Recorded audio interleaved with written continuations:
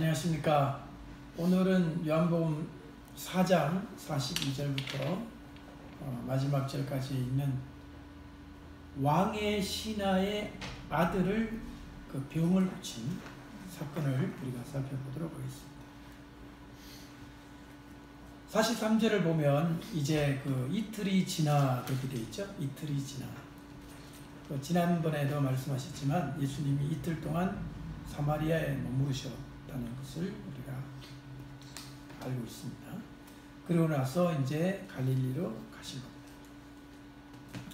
겁니다. 그리고는 갈릴리로 갔는데 거기에 한 사람이 찾아왔습니다.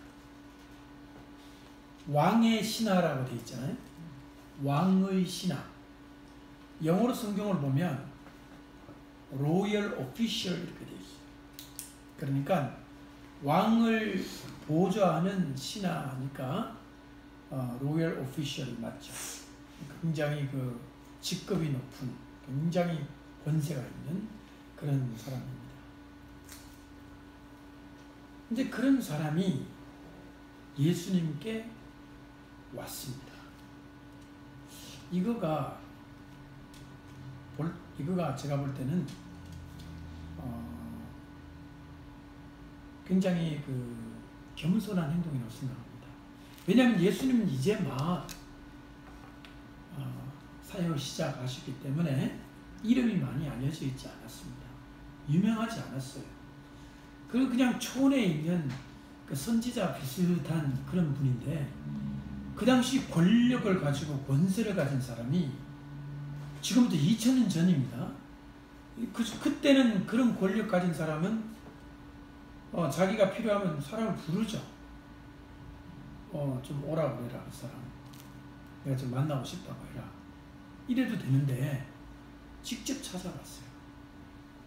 어떻게 생각하십니까? 겸손한 행동 아닙니까? 겸손하죠. 그것도 그럴 것이 자기의 아들이 병이 들었다고 되어 있습니다. 그래서 병을 고쳐달라고 그렇게 예수님께 요청하기 위해서 왔으니까 겸손하게 나오는 게 맞죠. 부탁을 하러 온 게 맞는 겁니다. 자, 여기서 그 부탁을 하러 왔는데 그 두 가지를 부탁을 합니다. 첫째는 내려오십시오. 오십시오. 자기 집으로. 자기 집으로 오셔가지고 자기 집으로 왜 오셔야 되느냐? 왜 오셔야 될까요? 지금 아들이 어떻게 돼 있다고요? 아파서 누워 있잖아요. 아파서 누워 있으니까 당연히 내려오시기를 부탁하는 게 당연하죠. 전혀 이상할 것이 없는 겁니다. 두 번째는 뭐냐면 치료해 주십시오. 이 두 가지에 부탁을 하게 됩니다. 근데 우리나라 성경을 보게 되면 뭐라고 되어 있느냐 한번 보십시오.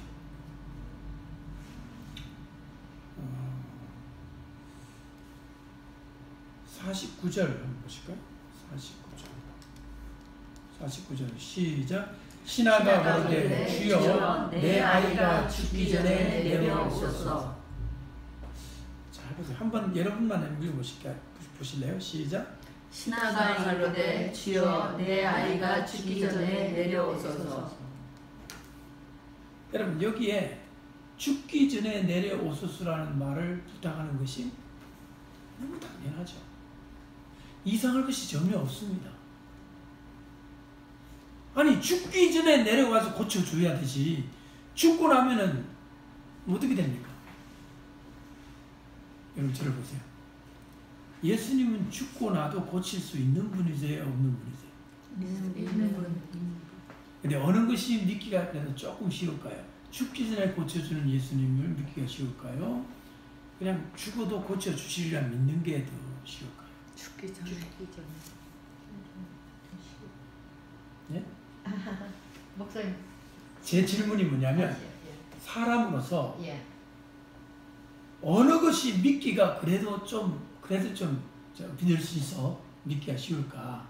믿을 수 있을까? 사람이 죽기 전에 와서 고쳐주십시오 하는 것이 자연스럽고 믿기가 쉽지 않겠는가? 죽은 다음에라도 고쳐주실 줄 믿습니다라는 것은 어렵지 않겠는가. 더 큰 믿음. 더 큰 믿음이죠. 예.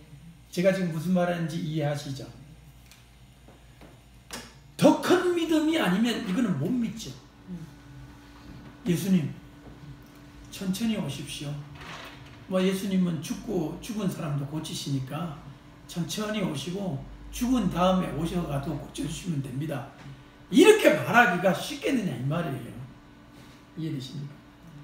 그러면 죽고 난 다음에 고치신 예수님의 행적이 어디에 있습니까? 나사로. 그렇죠. 며칠 만에 3일 만에. 죽은 지 4일, 4 days. 이미 어디에 들어가 있어요? 무덤에 들어가 있어요. 몸을 다 이렇게 헝겊으로 사가지고 넣어놨잖아, 시체가. 그래도 예수님은 건져냈어요. 아멘? 아멘. 그분이 우리 예수님 맞죠? 아멘. 그거를 우리가 성경에서 보고도 설마 그 정도까지는 나는 믿기가 어렵다 하는 것이 일반적인 인간의 모습을 제가 여러분에게 말씀을 드린 겁니다. 하지만 여러분, 죽은 사람 살리는 것을 믿을 수도 있어야 합니다. 아멘. 아멘. 참 어려운 말입니다. 사실은 보통 왜냐하면 그 이단 집단들 중에 죽어놓고 살아날 줄 믿는다고 냄새가 나는데 그냥 한 며칠 동안 그냥 시체가 썩는 거를 놓고도 이단 교주가 살아나기를 기다리는 그런 예들이 있었어요. 나는 사흘 만에 살아난다. 그래가지고 그 이단 제자들이 살아날 줄 기다린 거예요. 며칠, 일주일을. 시체는 퍽퍽 썩어 가는데. 그 이단 교주니까 살아나겠어요? 안 살아나겠어요? 안 살아나죠. 이런 나쁜 예가 있기 때문에 정상적인 믿음을 가지고 우리가 얘기를 해도 사람들은 그거를 떠올리는 거예요. 이상하게 생각합니다. 그러나 이상한 게 아닙니다. 예수님은 죽은 자를 살리십니다. 아멘. 제가 종종 듣기로는 사람이 숨이 넘어가가지고 절명을 했는데도 벌떡 일어나는 경우가 제가 벌써 몇 번 들었어요. 살아난 거예요. 살아났는데 그때부터 오래 산 게 아니라 내가 죽어서 잠시 갔다 왔는데 예수님을 만나고 이런 경험을 했다라고 얘기를 하고 너희들도 예수님 잘 믿으라 이렇게 하고 다시 고이 이제 또 그런 예도 제가 들은 적이 있습니다. 예수님은 생명의 주권자이기 때문에 죽은 자를 살릴 수 있는 분이십니다. 자, 그렇다면 예수님이 무엇을 못하시겠습니까? 무엇을 못하시겠습니까? 여러분들이 지금 당하는 어려움, 기도 제목들이 분명히 있습니다. 하지만 그거 예수님에게는 어려운 게 아닙니다. 나에게는 어렵습니다. 그러나 예수님은 아주 쉬운 일입니다. 그렇기 때문에 믿음을 가지고 기도하십시오. 저를 보세요. 만약에 여러분이 기도를 한 다음에 내가 믿고 있는지 안 믿고 있는지 알아낼 방법이 있습니다. 기도를 해놓고도 안 믿으면 여전히 불안한 거예요. 안 될 것 같아. 그건 믿음 없는 기도예요. 근데 기도를 한 다음에 마음이 편안하잖아요. 그건 제가 지금 믿음의 기도를 한 겁니다. 그러니까 기도를 한 다음에 내 마음이 편안한 상태. 아멘. 이제 주님이 이루실 것을 기다리자. 이렇게 돼야 그 기도가 응답이 되지. 불안한 상태로 계속 있으면 지금 뭔가 제가 기도를 잘못했거나 기도가 끝나지 않은 상태로 있는 거예요. 그때는 다시 무릎을 꿇고 주님, 제가 기도를 들었는데도 마음이 불안합니다. 여전히. 주님, 제가 무엇이 잘못됐는지, 무슨 기도가 좀 그 포인트가 안 맞았는지 가르쳐 주십시오. 혹시 내가 회개하지 않은 죄가 있어서 기도가 막히는 건지, 아니면 주님의 뜻대로 기도를 안 해서 내 양심이 지금 부끄러워서 불안한지 알려주십시오라고 하면 주님이 그걸 가르쳐 주시는 경우가 많습니다. 그렇게도 하나님과 교제하는 거죠. 우리는 그냥 기도를 쫙 이렇게 하나님 앞에 올려놓고 불안하든 편안하든 상관없이 나 기도했다 그러시면 안 돼요. 기도한 다음에 내 마음의 상태를 내가 스스로 점검할 필요가 있어요. 중요하죠. 자, 그럼 이 아버지가 아들을 고쳐달라고 왔는데 예수님이 선생님 오셨습니까? 참 겸손하시게도 이 누추한까지 오셨습니까? 정말 훌륭하십니다. 제가 아들을 고쳐드리겠습니다. 이렇게 친절하게 대답을 하셔야 되는 거 아니에요? 예수님은 친절한 분이세요? 이렇게 친절 안 한 딱딱한 분이세요? 친절한 분이죠. 근데 오늘 대답을 보세요. 이렇게 내 아들 고쳐주세요. 내 아들 고쳐주러 와주세요라고 했는데 예수님이 대답을 아주 이상한 대답을 하세요. 50절이 그 대답입니다. 한번 들어보세요. 시작. 예수께서 가라사대 가라 내 아들이 살아있다 하시는데 그 사람이 예수의 하신 말씀을 믿고 가더니 여러분 이 50절은요 예수님이 질문한 대답한 것 중에 두 번째 대답이에요. 첫 번째 대답은 뭐냐면 48절에 나와 있습니다. 48절 보세요. 시작. 예수께서 가라사대 너희는 표적과 기사를 보지 못하면 도무지 믿지 아니하리라. 이 48절이 누구한테 한 말인지 좀 이상합니다. 왜냐하면 예수께서 가라사대 그랬잖아요. 너희는 이라는 말이 you people 복수예요.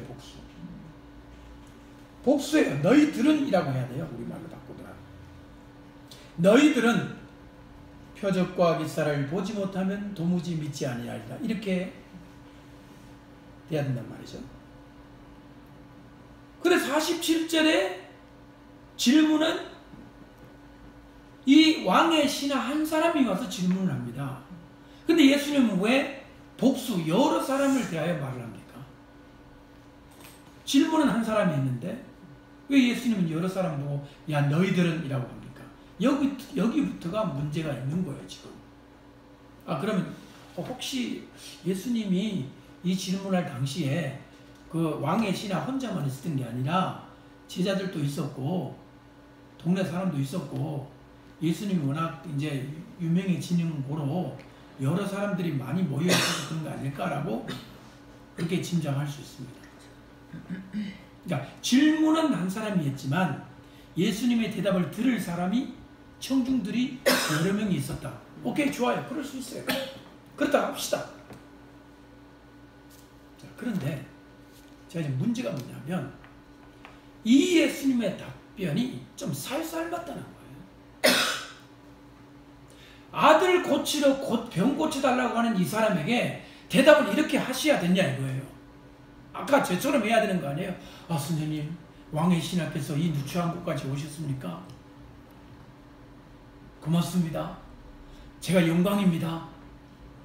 아니 뉴욕시장이 이 노든 블러바드 167가까지 와가지고 패스터 리 플리즈 here my son 이렇게 뉴욕시장이 그러면 제가 이렇게 쌀쌀맞게 해야 되겠어요? 아니면 I'm honored. I'm deeply honored. Mayor of New York City came to my church. It's an honor. It's great honor. 막 이렇게 해야 되겠어요. 이상하지 않아요, 여러분? 이 답변이 이거 어떡하다는 얘기입니까? 이렇게 아들 고쳐달라고 간절한 마음으로 왔는데 이런 답변 하시면은 이 경우에 맞는 답변이에요?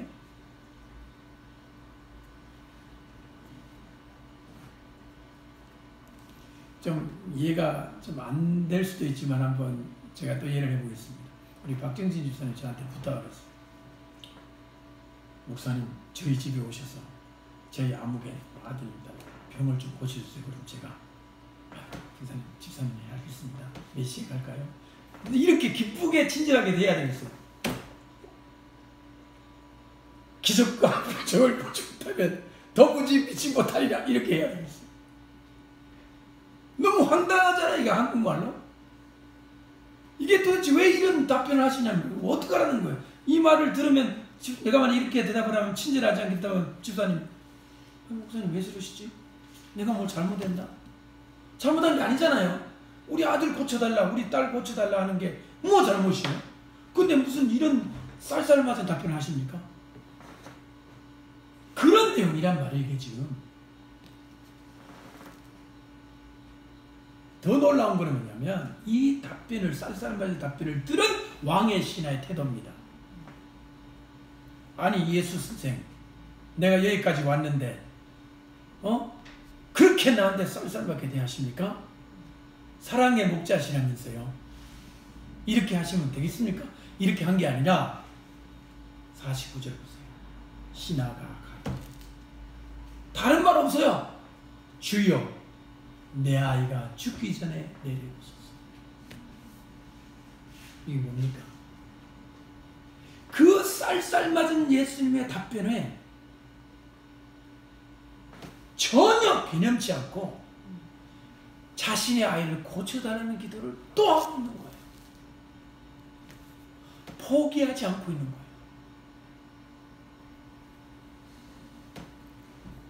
여러분, 이게 쉬운 줄 아십니까?